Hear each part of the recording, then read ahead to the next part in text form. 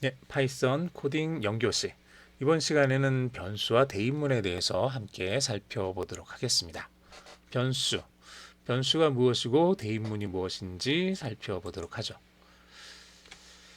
자, 핵심 개념. 변수는 프로그램에서 사용하는 값을 보관하는 곳입니다. 프로그램에서 사용하는 값. 즉, 우리가 이제 파이썬을 사용해서 여러 가지 프로그램을 만들어서 코드를 쓸 텐데 그 사이사이에 저장되는 값들이 있겠죠. 이 저장되는 값들이 존재하는 곳, 존재하는 공간, 이게 이제 변수라고 생각을 하시면 돼요. 변수에서는 어떤 값들을 보관하게 됩니다. 프로그래머는 프로그램에서 사용할 변수의 이름을 지정합니다. 즉, 변수를 그냥 파이썬 인터프리터가 알아서 만드는 게 아니라 내가 프로그래머가 변수 이름을 만들어 준다는 얘기예요. 그리고 이렇게 변수의 이름을 만들 때 지켜야 하는 몇 가지 규칙들이 있습니다. 이 규칙들은 조금 이따가 볼게요. 자, 변수에다가 어떤 값을 집어넣을 때 사용하는 게 대입문인데 이 대입문은 어떤 값을 변수에 집어넣을 때 사용하는 것입니다. 프로그래밍 언어에서 등호, 이게 대입문이 등호예요. 등호는 오른쪽에 있는 것을 연산해서 계산한 그 결과값을 등호 왼쪽에 있는 변수 공간에 집어넣으라는 명령이 바로 이 등호입니다. 즉 수학에서 등호는 오른쪽과 왼쪽이 같다는 걸 의미를 하죠. 그런데 프로그래밍 언어에서 등호 하나는 오른쪽에 있는 것을 왼쪽에 넣어라 라는 명령으로 여러분들이 인식을 하시면 됩니다. 자, 변수 값을 보관하는 공간이고요. 변수는 일반적으로 알파벳 소문자로 시작합니다. 알파벳 소문자로 대문자로 쓸 수도 있는데 보통은 그렇게 쓰지는 않아요. 일반적으로 알파벳 소문자로 시작을 하고요. 일부 언어에서는 변수 이름을 시작할 때 밑줄을 허용하기도 합니다. 파이썬에서도 가능합니다. 변수 이름에 숫자를 사용할 수 있고 다만 맨 첫 번째 문자에서는 숫자를 쓰면 안 됩니다. 즉 두 번째 문자 이후부터 끝까지 여기는 숫자가 들어갈 수 있는데 맨 첫 번째 문자는 숫자가 들어가지 않게 써줘야 됩니다. 변수 이름에서 문자 사이에는 공백이 없어야 됩니다. 공백은 변수 이름에는 사용할 수 없습니다. 즉 변수 이름에 쓸 수 있는 유일한 특수 문자는 이 밑줄, 보통 이제 언더바라고 부르는데 이 밑줄만 쓸 수 있습니다.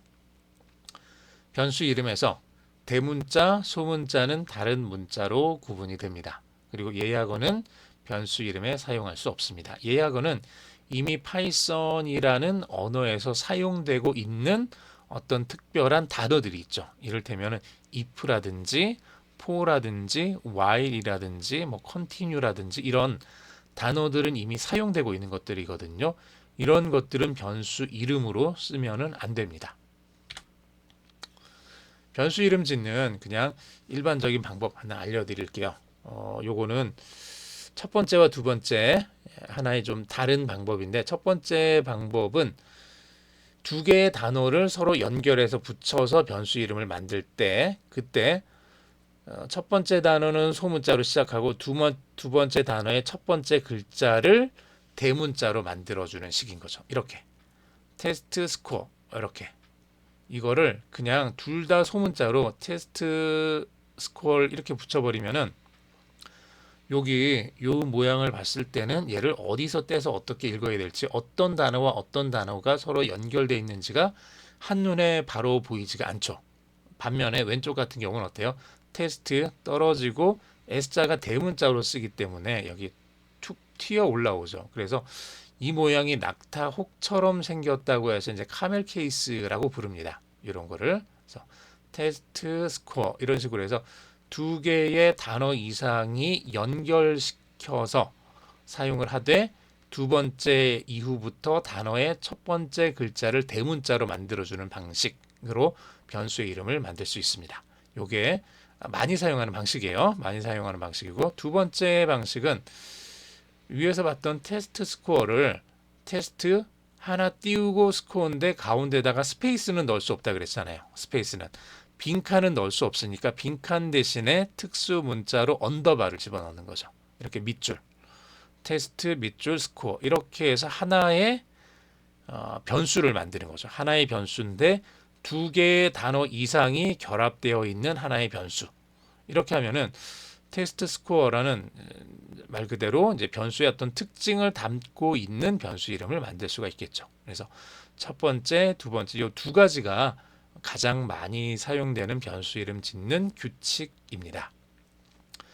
세 번째, 이렇게 변수 이름을 만들 때는 변수에 대한 설명이 포함되도록 하는 게 좋습니다. 즉, student name 요거 괜찮아요. 앞에 소문자, 두 번째 단어 대문자 썼죠. 그러니까 얘도 괜찮고요. 두 번째 student underbar name 얘도 괜찮아요. 학생의 이름이니까 괜찮은데 세 번째 얘는 vs, sn 이렇게 써놓으면 얘가 이 sn이 앞에 이걸 봤으니까 student name이라는 걸 우리가 간신히 알 수는 있겠죠. 간신히 알 수 있는데 어때요? 그냥 sn이라고 이렇게 변수 이름을 만들어 놓으면 이 변수가 어떤 정보를 담고 있는지를 이 이름만 보고 알 수가 없겠죠. 알기가 굉장히 힘들어집니다. 즉 변수 이름에는 student name 변수 이름에는 이 변수가 담고 있는 값이 어떤 값인지에 대한 그 정보, 설명이 포함되게 이렇게 만들어주는 게 좋습니다.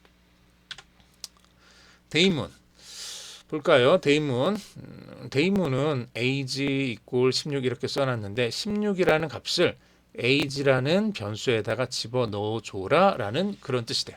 자, 파이썬에서 변수는 우리가 앞에서 이제 변수 이름을 짓는 규칙을 봤는데 변수는 만들어져서 사용되는 순간 파이썬에서는 자동적으로 16이라는 값을 이 age라는 변수에다가 넣는 순간 그때 변수가 만들어지고요. 만들어지면서 이 변수의 타입이 같이 결정이 됩니다. 등호 오른쪽에 계산식을 연산한 다음에 결과를 등호 왼쪽의 변수에 대입하는 게 대입문이에요. 대입문은 혹은 대입 연산자는 여기 등호 하나, 이꼴 표시 하나로 씁니다. 얘는 이제 수학에서처럼 오른쪽과 왼쪽이 같다는 걸 의미하는 게 아니라 오른쪽에 있는 값을 왼쪽에 있는 공간에 넣어라 라는 뜻이 돼요. 즉 age하고 15를 여기서 바꾸면 안 돼요. 바꾸면은 조금 이상해지겠죠. 바꾸면은 안 됩니다. 즉 볼까요? 한번 여기다가 age에다가 15를 넣어주면은 얘는 아무런 문제가 없어요. 그러면은 age라는 이 변수에 15라는 값이 담겨져 있는 거예요. 근데 15에다가 age를 넣으면 어떻게 될까요? 예, 에러가 발생하죠. syntax 에러. 자, 문법 오류가 발생을 했어요.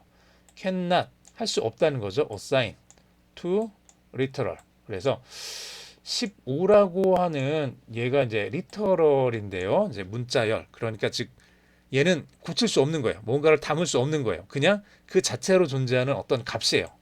값에다가 어떤 값을 넣으라 그랬으니까. 자, 이 등호가 오른쪽에 있는 등호 오른쪽에 있는 값을 계산해서 그 결과를 왼쪽에 있는 공간에 넣으라 그랬는데 왼쪽이 지금 이게 공간이 아니죠. 그냥 값이죠. 그러니까 age equal 15는 문제가 없는데 15 equal age 그러면 얘는 문제가 발생을 하는 거예요. 수학에서는 뭐 가능했죠. 수학에서는 a에다가 10을 집어넣거나 혹은 10 equal a를 쓰거나 이게 10하고 a하고 오른쪽 왼쪽이 서로 같다는 기호니까 수학에서는 이렇게 써도 별 문제가 없었는데 프로그램에서는 이렇게 쓰면은 문법적인 오류가 발생을 합니다. 자, 요거 꼭 기억을 해두세요. 그래서 대입문은 오른쪽은 계산할 수 있는 식이어야 되고요. 왼쪽은 집어넣을 수 있는 공간이어야 돼요. 그래서 왼쪽에는 변수가 들어가고 오른쪽에는 어떤 식의 값이 식이나 값이나 혹은 다른 변수가 들어갑니다. 오른쪽에 변수가 들어가는 건 상관없죠. 변수가 가지고 있는 값을 읽어서 왼쪽에 있는 변수에다 집어넣어야 되니까. 즉 왼쪽은 무조건 변수든지 혹은 변수와 같은 어떤 값을 저장할 수 있는 공간이 돼야 된다는 얘기예요. 그래서 age equal 15 voting age equal 21 이런 식으로 되는 거죠. voting age 마이너스 age를 오른쪽을 계산해서 왼쪽에 있는 변수에 집어넣거나 이런 식으로 제 프로그램을 할 수가 있습니다. 해야 되는 거죠. 자, 대입문과 변수. 이것도 이제 수학과하고는 조금 다른 모양이죠. 스코어 이퀄 스코어 플러스 2. 이게 오른쪽과 왼쪽이 같다는 표시였으면 이거는 안 되죠. 근데 프로그램에서 등호는 오른쪽과 왼쪽이 같다는 표시가 아니라 오른쪽에 있는 값을 왼쪽에 넣으라라는 명령이라 그랬죠. 그래서 오른쪽을 먼저 계산하는 거예요. 첫 번째, 스코어라는 변수에 담겨져 있는 값을 읽어오고 거기에다가 2를 더한 다음에 그 값을 계산을 해서 그 결과 값을 왼쪽에 있는 스코어라는 변수에다가 넣어주는 거죠. 즉 처음에 스코어가 얼마였는지 그걸 먼저 찾아야 돼요. 맨 처음에 스코어가 42였으면은 42에다가 2를 더해서 44를 만들고 만들어진 44를 여기 스코어라는 변수에다가 넣어주는 거예요. 즉 원래 42였던 게 44로 바뀌게 되는 거죠. 이런 식으로 스코어 이퀄 42, 스코어 이퀄 스코어 플러스 2 그러면 42가 44가 되고 스코어를 화면에 출력을 해보면 44가 출력이 됩니다. 이런 식이 된다는 얘기예요.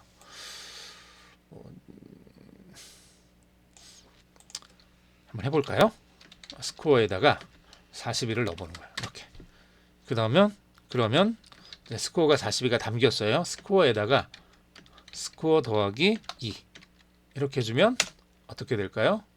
자, 여기가 42였는데 42에다 2를 더해서 44가 되고 44가 스코어라는 변수에 담겼어요.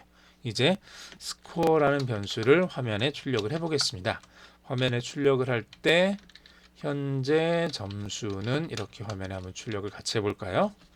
이렇게 해서 스코어 값을 화면에 출력을 해주면 여기서 여기까지 화면에 먼저 출력을 해줄 거고요.